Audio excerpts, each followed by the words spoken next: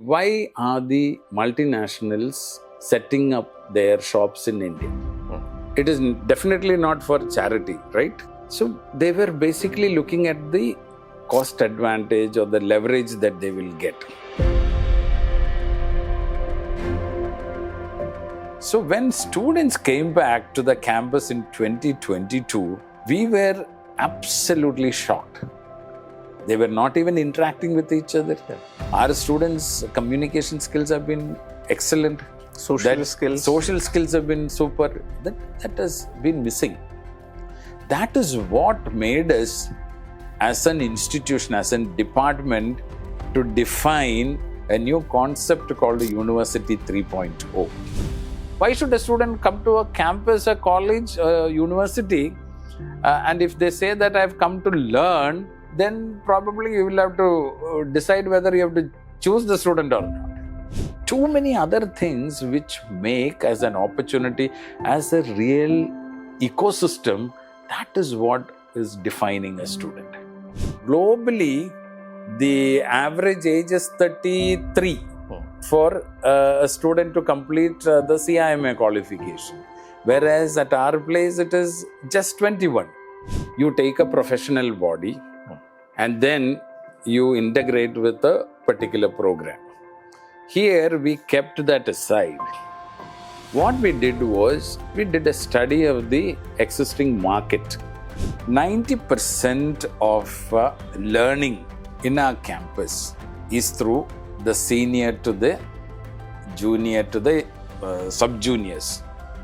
Curriculum and the entire study material was not prepared by experts. It was prepared by our brilliant students at undergraduate level, vetted by experts. And they had beautiful examples. The learning that happens in a campus cannot be restricted to the academic ones. It has to be to do with the process. The pedagogy also is a very, very important component of taking it together. We are living through a moment of profound transition. In fact, the language of commerce has undergone a lot of changes. Today, we talk about algorithms, we talk about sustainability, we might even talk about adaptability, digital ecosystems, and lots of focus has come into, or lots of new terminologies and concepts have come into commerce as a discipline. Classrooms today are no longer as sacrosanct as it was, because faculty is not the only person on whom we are resorting to gain knowledge. At the click of a button, a lot of things are available. The markets probably are changing much faster than sometimes even our curriculum. Similarly, the very idea of employability has undergone a lot of changes. Today, I think there is a lot of discussion, not just about unemployment or underemployment. There is also a discussion about unemployability. People are not employable. In fact, there are alarming reports, both national and international, which says more than 50%, I think it was more in the engineering context, more than 50% of the undergraduates are not employable.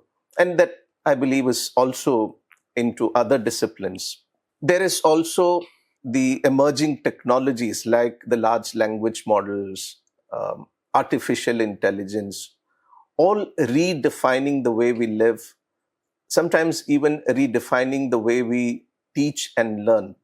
So given all of this context, what conversation I would like to have with a guest for today is Dr. Biju, sir, the director of the School of Commerce, Finance and Accountancy at Christ University, Bangalore, which I believe happens to be one of the largest commerce hub in India, with around 4,000 plus, if I'm not wrong, students coming across the globe.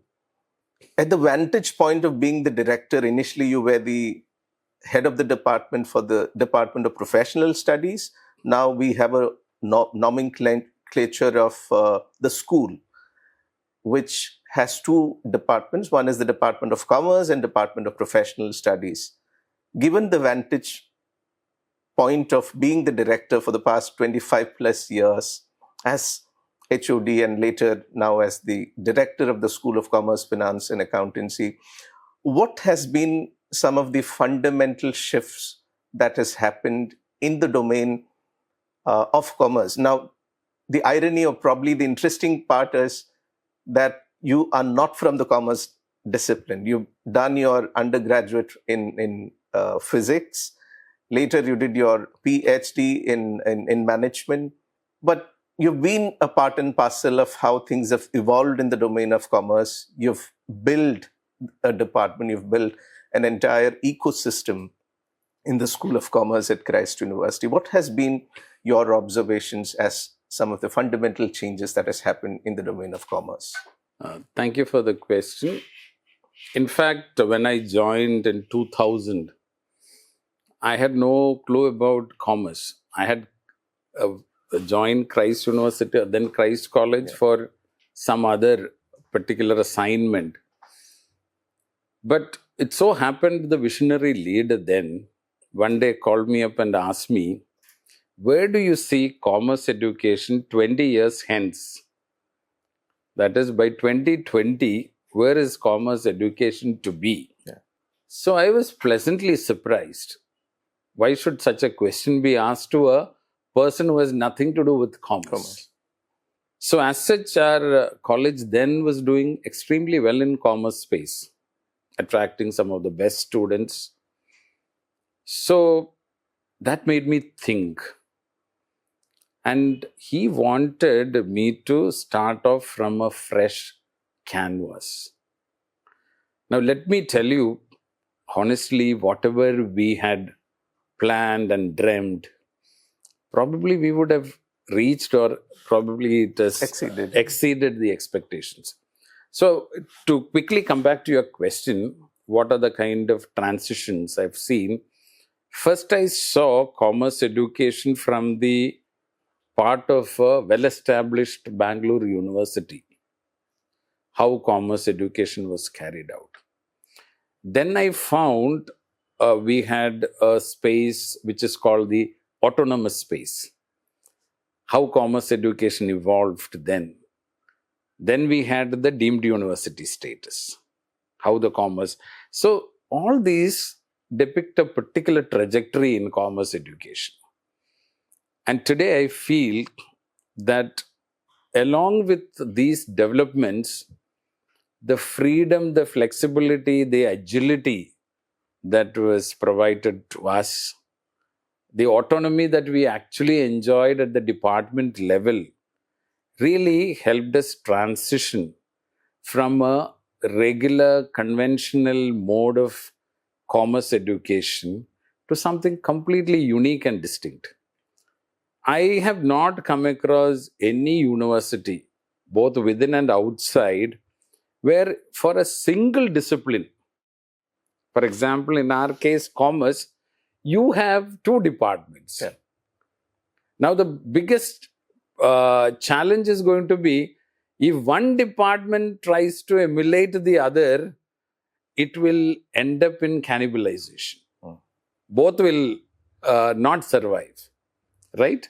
So, you had to be in the same stream, in the same discipline, but at the same time, you have to be completely different. Yeah. Only then you will survive, sustain and succeed. So, probably all these made the commerce education that we were involved in become so distinct and unique. But how did you position it differently? Because you are running parallelly two departments under the common umbrella. Correct. So how did you position it? How did you package two departments? What were the evolving changes over these let's say past 25 to 30 years? There is a very interesting anecdote by a rabbi. A young rabbi was approached by an intellectual. He said, "Look, you are exactly like your dad." Yeah. Then this young rabbi says, "Look, I'm exactly like my dad, My dad imitated none, I intend to imitate none. So, whatever, there are plenty of opportunities, not at the innovation level, at the disruptional level. How do you disrupt a particular stream into something different and unique? There are plenty of opportunities to explore. For example, in DPS, what we did was, DPS, by the way, is the Department of Professional Studies. Yes. As I said, there are two departments, Department of Commerce, and the other one is Department of Professional Studies. So what we did was basically to see new meristems of growth in commerce. And end to end, you redesign the structure. For example, when you look at the curriculum is not equivalent to syllabus. Right.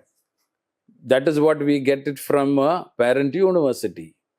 But here we designed a curriculum, we had a unique pedagogy, then the evaluation system. How do you expose our students through internships? We used to call it meaningful internships. It is not just mere internships. Yeah. And then how do you incorporate them into all those changes, the subtle changes that you have to timely bring in? How do you bring in skilling into it? How do you ensure that differential placement finally ends up with? So all this will enable you to make it unique and distinct. Though they are, or both the programs, commerce programs, are within a particular school, are within a particular university, still there are plenty. I have done a very big study with experts to benchmark each of the BCom program offered by both the departments. Minimum 60% difference is there, minimum.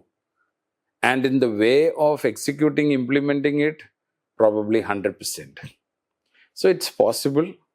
All that we have to ensure is that, as somebody said, you have to look out through the window and see what is happening, bring in those changes well within into the system inside and make changes accordingly. So it's possible. We've been doing it exceptionally well.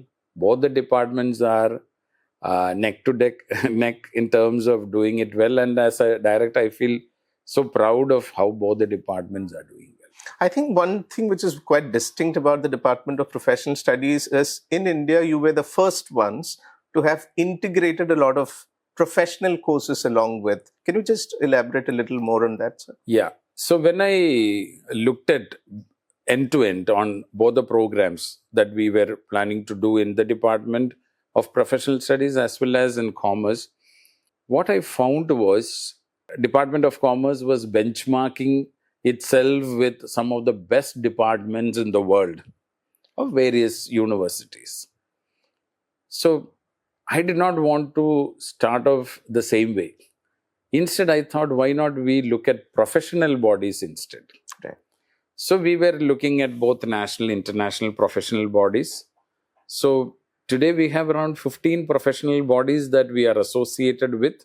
But at the same time, each of the program that we are doing, it is completely different from the other programs existing in BCom programs existing in DPS itself.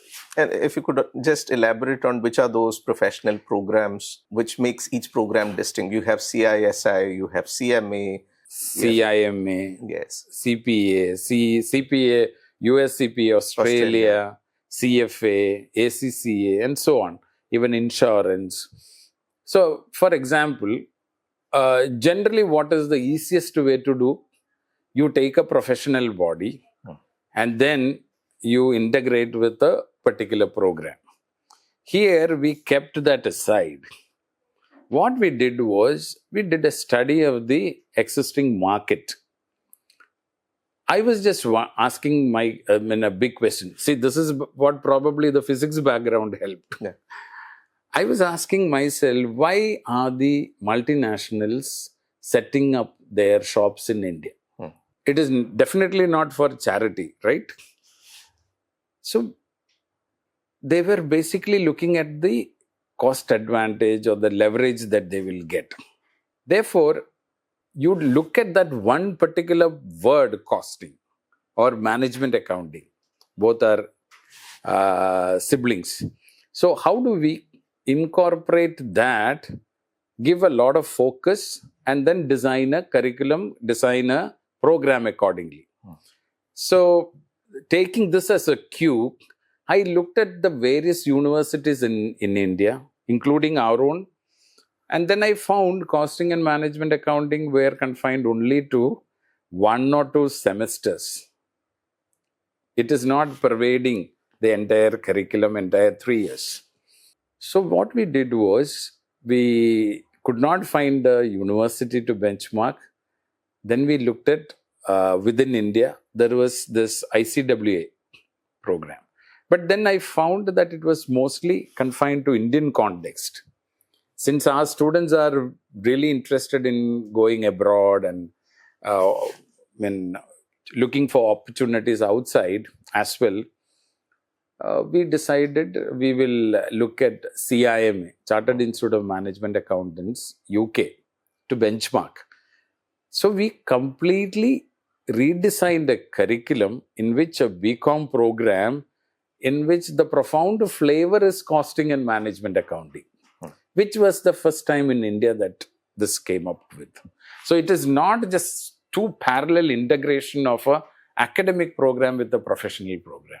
It was basically a blending, a merging of both the curriculum, so that it actually turned out that out of that synergy, a beautiful program emerged.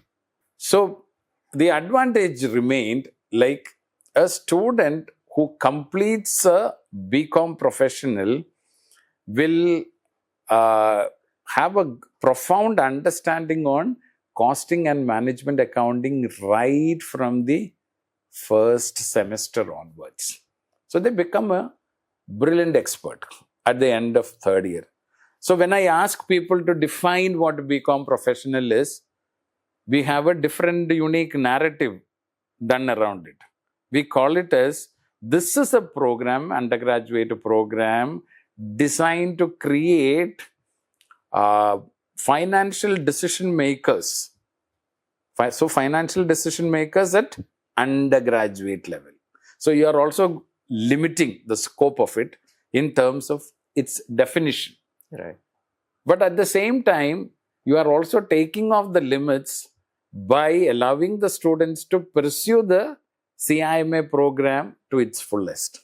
And that our students are doing by the end of 3rd year.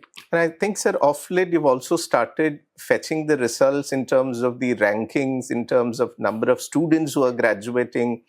Could you just give us a little bit of a statistics about that, sir? Yeah. Initially, what I was looking at is, how do you broad base the pyramid? How do you expand the base? So we were focusing more on, supposing we have 2 batches of say 150 students, in both the batches together 150. We were very particular that not just 1 or 2 students, or maybe a few students, handful, who complete the program. So my first focus was, or our team's focus was, how do you ensure that all 150 who have joined the program complete the program? This was a gargantuan task. Like, it is not easy. Why? Because in an undergrad program, completion is easy. But when you bring in a professional program, it is absolutely difficult. So initially our pass percentage was 3%, 10%, 15%. Today, as on today, I must say 55 students have completed CIMA in my existing batch, which is globally one of the record. 187 countries, nobody has this kind of a record in a university space. And several more are one exam short or 2 exams short. So that was one particular approach. How do you broad base so that everyone who takes up the program complete the program, either while they are in campus or they do it subsequently? Then of late, what we did was, we also wanted the vertical expansion. Hmm. Now, what do you mean by vertical expansion? Vertical expansion is you not only complete the professional program, you are a global topper as well. Yeah. So when you are a global topper, for example, if a student brings a global rank of say 4th or 5th or even first rank, this time also we have got a lot of first ranks. Right. So when that is done, it helps the student to benchmark himself or herself across 187 countries. So by integration, one of the key component we are bringing in is a student should have this capability to benchmark across globally. So if I move to UK or the students go to UK or any particular 187 country and they say that I've done a BCom and then they say I've also completed CIMA, immediately they will be able to harp on to the CIMA term, because then they will know, okay, this is the standard or this is the quality I expect of this particular program. And that too at an undergraduate level. At an undergraduate level. Globally, the average age is 33 for a student to complete the CIMA qualification. Whereas at our place, it is just 21 for that. So the point I want to say is when a student reaches that vertical experiment, vertically when this particular achievement is done, global branding it happens. Yeah. People understand that here is a program where students complete this particular professional qualification along with their undergraduate study. Right. So as we discuss, today the world has become VUCA. We talk about volatile, uncertain, complex, and ambiguous. There are other terms like BANI, which is brittle and anxious, non-linear and incomprehensible. Do you think our current academic frameworks still reflect the 20th century understanding of commerce discipline, which is predictable, which is stable? Or with the real world changes which is happening around, what has been, especially post the new education policy, which I believe was introduced in July 2020, what has been a major shift in terms of the number of years or in terms of the pedagogy, in terms of the teaching, learning, in terms of the curriculum design? What has been the major shift that has happened in the recent, let's say in the past 2 to 3 years, especially in the commerce domain? See, up to 2020, we were having a clear kind of a progression. 2020, I consider as the inflection point. COVID, of course, and subsequently, we also had that NEP done. Now, COVID was something which was probably, we are still not come over it or taken, or can we say that we have reached the same level pre-COVID. Right. I consider my students, when we look back, 2020, the students, March 16th was the last day, I think, that we had the university open.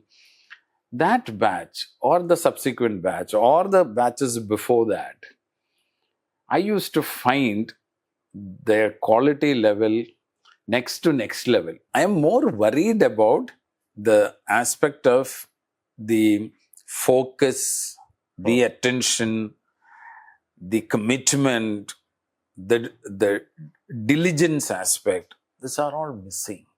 And even sir, don't you think that there has been a great change in the culture? Because culture used to get transferred from the seniors, and a lot of things were implied. It was a part of the system itself. And that 2 years of absence in the campus, the culture transfer has not happened. And this has impacted both the faculty, the ecosystem, and even the student ecosystem. Any thoughts on that, sir? Yes, this is the exact point I want to say. Because if people ask me many a times when we go for conferences or meetings, they ask, what is the most defining aspect of your commerce education? And my answer is very simple. My answer is we get the best of students in the country. The quality of our students, the day we lose out, is the day that we actually lose out in our process of education. Why I'm saying this is 90% of learning in our campus is through the senior to the junior to the sub juniors.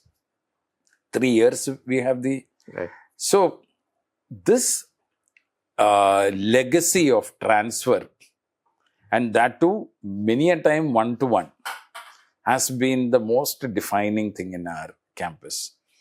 So when students came back to the campus in 2022, we were absolutely shocked. They were not even interacting with each other. Yeah. Our students' communication skills have been excellent. Social skills. Social skills have been super. That has been missing. That is what made us, as an institution, as a department, to define a new concept called University 3.0. To speak very in one or two lines, I would say in University 3.0, what we look at is every student in the campus should have a customized, individualized learning. You said in the opening remarks that today, one of the biggest challenges that teachers are no more considered to be sage on stage. This is what my interpretation of that. They're no more sage on stage. At the click of a button, anything and everything is available. Anything is available. So why should a student come to a campus, a college, a university, and if they say that I've come to learn, then probably you will have to decide whether you have to choose the student or not. Too many other things which make as an opportunity, as a real ecosystem, that is what is defining a student. And I've seen that the kind of experiments that we have been doing, our approach to commerce education has been truly rewarding. We've been doing a particular project on financial literacy. In that financial literacy project, we identified schools across. We went to those schools, and those schools we treated them at 3 cohorts: 6 to 8, 1, 9 and 10, the second cohort, 11 and 12. So that the three cohorts, we send our students to train them on financial literacy. We trained 12,500 plus train the trainers on financial literacy, which was something which even RBI was really shocked to understand what we have done. And in the process, what happened is more than the learners, the trainers learned more. That's where the experiential learning comes. Experiential learning. And in fact, we were really laughing unto our death when students came back and gave the feedback. You know, what is the first feedback we received? We understand teaching is not easy. And that too, our brilliant students in the first day failed in 6th standard class. We sent our students to Delhi Public School South to train. 6th standard students had a volley of questions and they did not know how to answer. So I asked them, why did you fail? You are so smart students. They said, sir, it is not because we don't know to answer them. It's because we did not know how to answer in such a way that it will make them understand. That is the learning. Right. See, if you can't break down a complex concept into its simpler forms, you have not understood the concept itself, right? So, from there, we redesigned. Students became suddenly very serious. We redesigned a curriculum and then we sent them to the schools. So, we have now prepared 3 different texts, which I think all those bodies under RBI, SEBI, all of them really appreciated our financial literacy knowledge. And the difference here is These curriculum and the entire study material was not prepared by experts. It was prepared by our brilliant students at undergraduate level, vetted by experts. And they had beautiful examples. The examples probably I would take it to a 6th standard class will not be appreciated, but a student who has completed 6th standard or 10th standard, say 4 years or 5 years back, will be able to have a better connect. And the examples will immediately be absorbed and related by them. So this has been a beautiful opportunity. Another major project which you have taken up was the insurance project, where I understand you were the first ones to have involved students on a field work where an entire Gram Panchayat in India, for the first ever time, with the help of an academic institution, got fully insured. Now I understand there are 3 such Gram Panchayats across India. Could you just elaborate a little more about what was that initiative, and how did the students learn? How did the faculty get involved in it? And how has it contributed in making this commerce learning better? This is a very interesting question. And this was our first of the 8 social projects that we have taken. So we call it a Suraksha Chakra project. Suraksha Chakra project is not, we all always say it is not a Christ University project. It is the project of the academia to our nation. Now in this project, one of the interesting reasons why we took it up was, we started an insurance program in the campus, like all the other add-on programs. So naturally, when an insurance program is done, there were very few takers. So we made it mandatory along with some other programs of our department, like BCom Professional and BCom International Accounts and Finance. When this particular project was taken, in no time, we became the largest insurance educator in the country. We had 1,000 licentiates, more than 350 associates, more than 150 fellows. And I understand a fellow in insurance outside academia would be some 40-45 years old. Here by 21, they are easily able to pass the exam. Students are smart, they can easily pass the exam. Now comes a very interesting turning point. When the students have completed insurance education, I contacted nearly 53 insurance companies in the country. None of them were willing to take our students even for an internship. Why? And this is a shocker to me. They said they are more comfortable from taking people from the public sector insurance companies. And many of the public sector insurance companies, they have a very distinct, unique training program. Most of the private insurance companies don't have the fancy budgets or wherewithal to train. So the easiest thing is to take up people who have been trained by the public sector. Okay. So they were not willing to try out with that too very, very fresh 18-year-olds or 19-year-olds or 20-year-olds. That was when we decided whether we should continue our insurance program or not. So majority in the department said, let us dispense with it. Let us not continue with the program.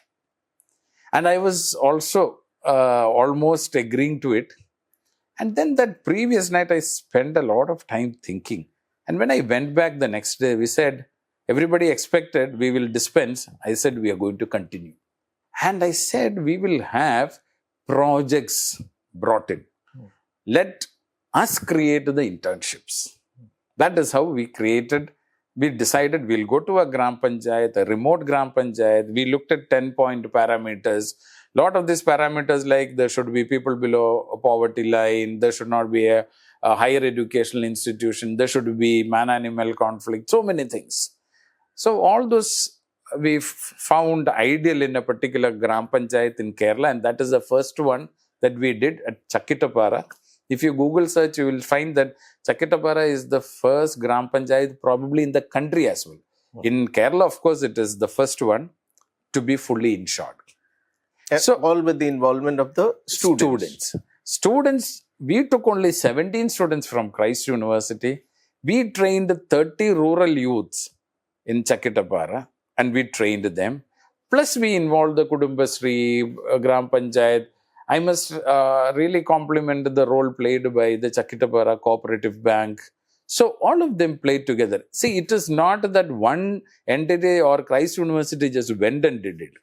It is our ability, or we were a little successful in terms of bringing all stakeholders together. Even we had the blessings of IRDA. We had the blessings of the lead insurers of the country, of the state. So all of them contributed. In the process, what happened was, we were able to have a huge amount of learning. We always look at a project from 3 parameters. One is the output, second is the outcome, third is the impact. Output for us was, we were able to do a scientific survey. 21,083 people are there at that point of time. At this Gram Panchayat. At this 11,950 people did not have insurance. Since we knew exactly the protection gap, we did not go for a very fancy insurance project. We took only the PMSBY, Prime Minister Suraksha Bima Yojana, where only 20 rupees of accidental insurance is to be taken. We did that. And in the process, insurance awareness was built, insurance attitude was built, and we also had patented the project. We call it as lab model. So there are a lot of takeaways for us, for a commerce, especially from the context of commerce education. One is, how is that our students actually getting impacted by the social outreach? So we did elaborate training and preparation before we go to a village, because the last thing we want is to be a nuisance to the village, to the Gram Panchayat. Right. So we study about the Gram Panchayat. We go there, multiple visits are done.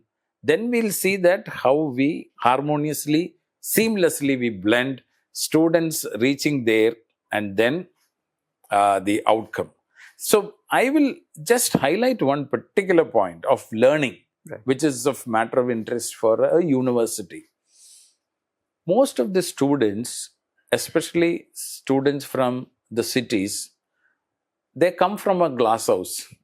When I say glass house, parents probably may be well-to-do with. So they don't see the harsh realities of life as our generation experienced. So they come from and most of these universities, colleges and cities are like another glass house. They are everything, facilities, fancy kind of support mechanism. And then what happens at the end of 3rd year or 4th year? Corporates come and pick them. That's another glass house. So glass house to glass house is a journey. We generally say car to carpet. Car to carpet. So this is what was happening.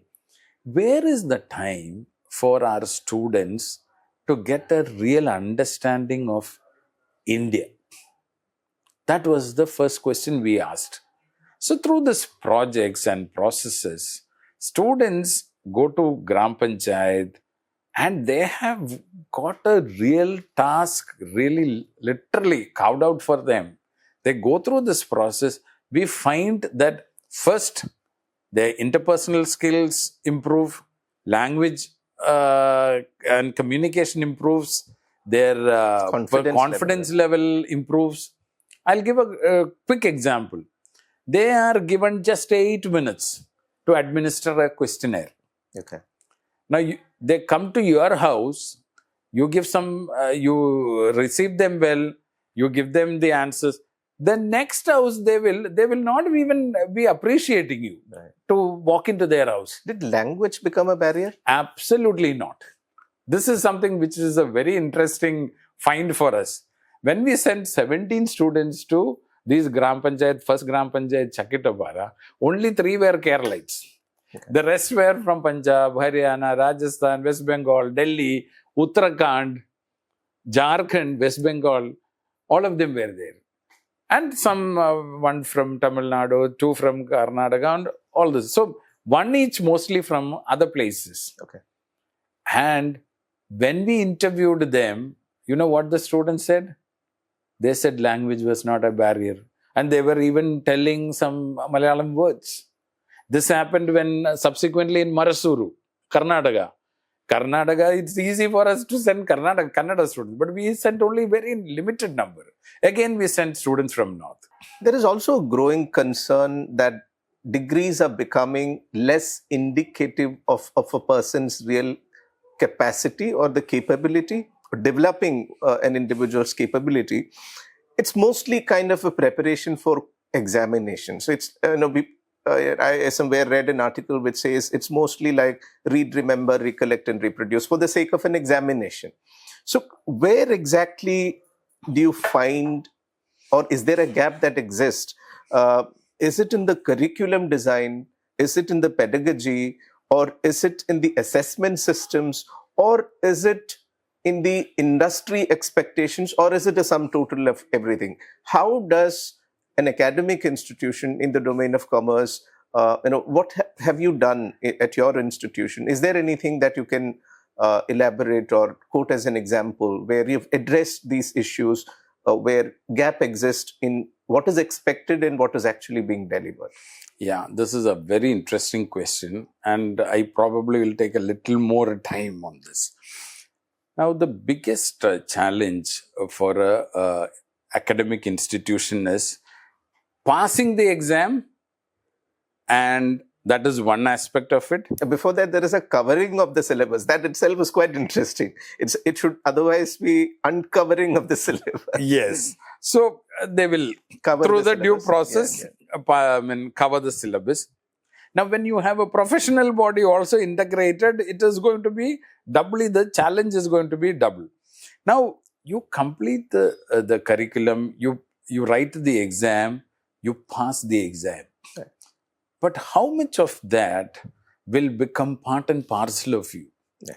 We are now very clearly telling our learning partners, I'll come to learning partners later. Right.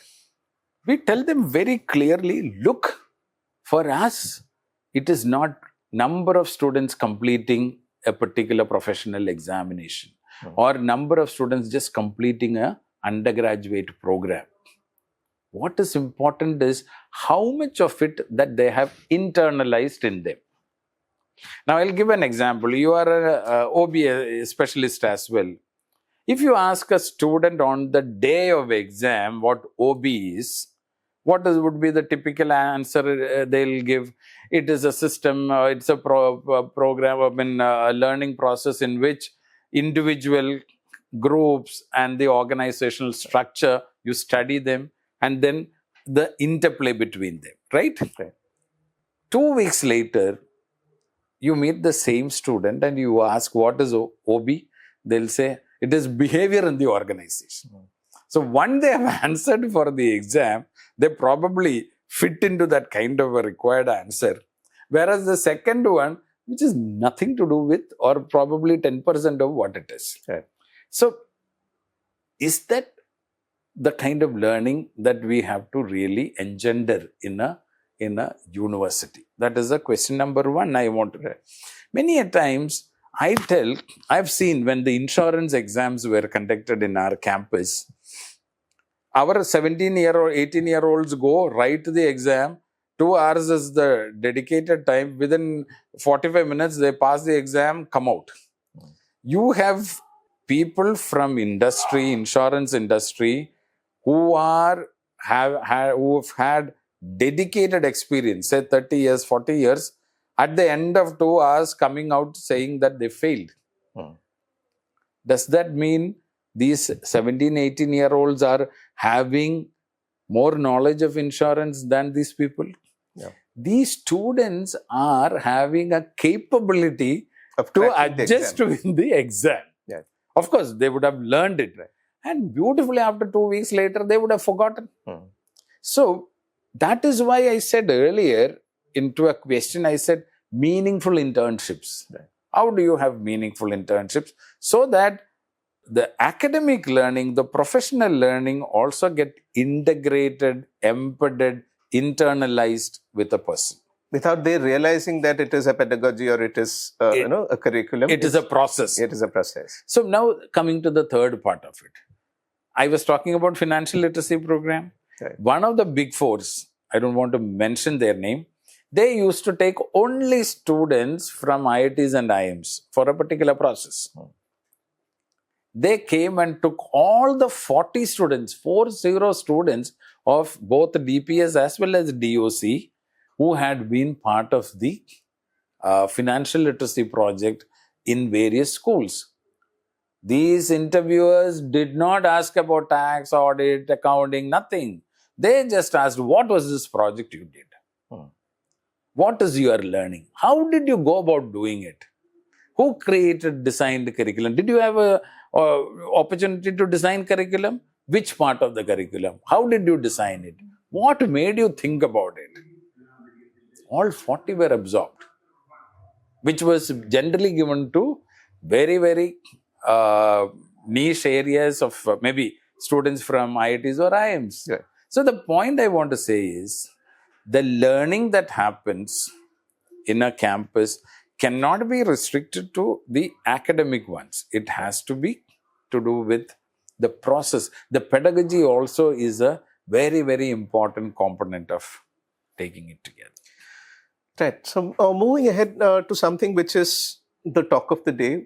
I was the other day reading about a website. It's called the Will Roberts Take Away My Jobs. It's a web portal where if you put a particular career, for example, teacher or an architect, it tells you how much of it is going to be taken over by technology. And I've started, ever since I got to know about this web portal, I keep searching the number of people. It's a global kind of a repository. You can see how many people are searching. And it's double, triple in a span of 4 or 5 days, which means people are anxious about whether technology is going to take away the jobs. I'm talking about automation anxiety, which is real. People have already started. So I'll quote a few examples before I come to the question. I hope you remember in 2019, Indus International School, which is in Bangalore. Yeah, right. I mean, we've been quoting that as an example. They bought a couple of robots. And now, instead of a faculty, it's a robot which goes and takes classes. I also remember a student who was the best outgoing student. I'm not taking name. He was thanking the parents, teachers. He also thanked Wikipedia, SlideShare, and ChatGPT, which is a reality.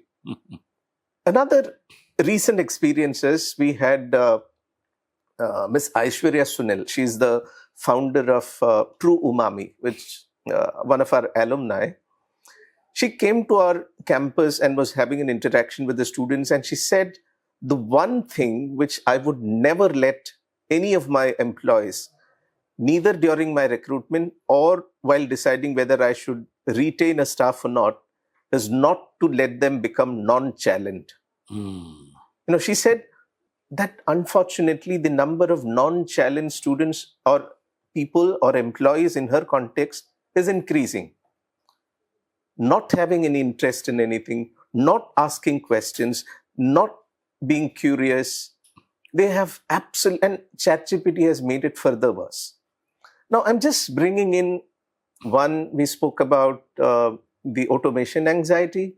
Second, the jobs being taken over, including the profession of teaching, being taken over by technology. And 3, the ethical aspects of using, I don't think we can stop students from using ChatGPT. It's about asking them to have a self-disclosure. To what percent have you used ChatGPT? That's my take. I could be right or wrong. And the third is the increasing number. In fact, the fourth point is the increasing number of non-challenged people, not just in family, not just in classrooms, but also in office spaces. Now, with all of this in context, how do you think the traditional commerce roles have changed and evolved with the advent of AI, with the chat GPT, with a lot of automation happening, do you see it as a threat, or do you also see a lot of opportunities with these changes happening around us? If you initiate the change, you become the leader of the change, right? The new process. Right. If you change with the change, you probably would succeed. But if you change after change, then you will survive. But if you don't change, what will happen? You will not survive, right? So I see this as an opportunity and not in the negative context. Of course, we have to look at it. I would also want you to comment, in addition to this, how do we future-proof our students with all of these changes? Yes. So that is why I wanted to give this particular example. What we did was we had defined a particular digital policy in the department. Okay. Probably we would be the first one in the campus. I don't know about others. We created a very robust digital policy. And in that policy, what did we do? You take a particular subject, and out of, say, 6 to 7 modules are there, at least 2 modules were dedicated to the digital part of it. How do you bring in AI into it? How are the various digital components into it? Now, today I can tell you that our AI-related training has helped us benchmark our curriculum, has helped our students to do exceptionally well in the corporate sector. In fact, this also helped us win some of the ranks, global distinctive awards. One is WURI ranking. We got 9th because we called it as Code for Change. These people who went through all these processes were deployed to schools to train. Okay. And Economic Times also gave us an award for that. So what I'm trying to say is this: you cannot do away with it. You have to live with it. At the same time, you have to become competent. How do you do it? So for us, AI is done at 3 levels. Okay. Level 1, what we do is we bring in subject experts, corporate heads who are AI initiators or are heading it. For example, I don't know whether I can quote one particular company.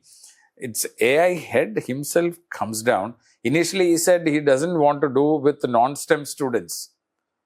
But after the first day of interaction with the students, he was so happy.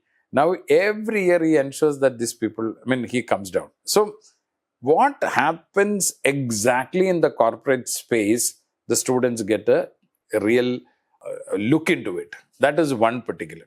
Second, we have brought in a particular AI training group to train all our students.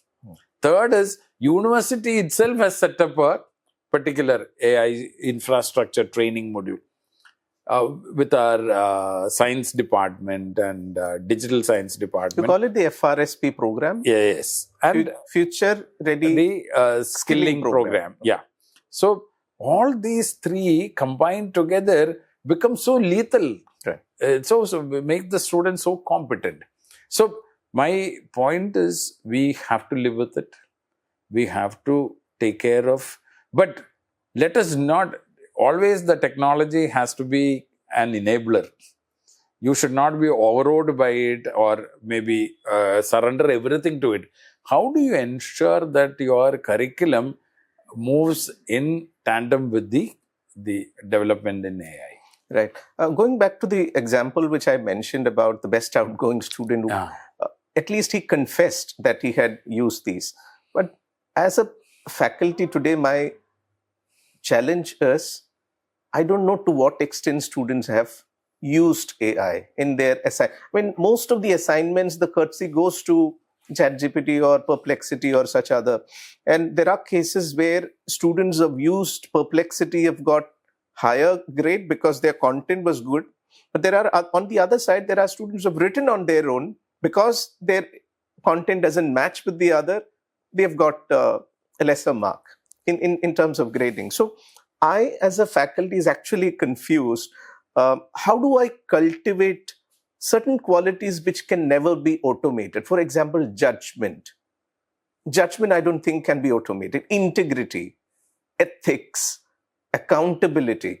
So, what can in education be done to teach these qualities in students? Is there any such intervention done to teach ethics? I mean, I'm not talking about ethics being taught as a subject, but making integrated, embedded as part of the delivery or the process or the system itself.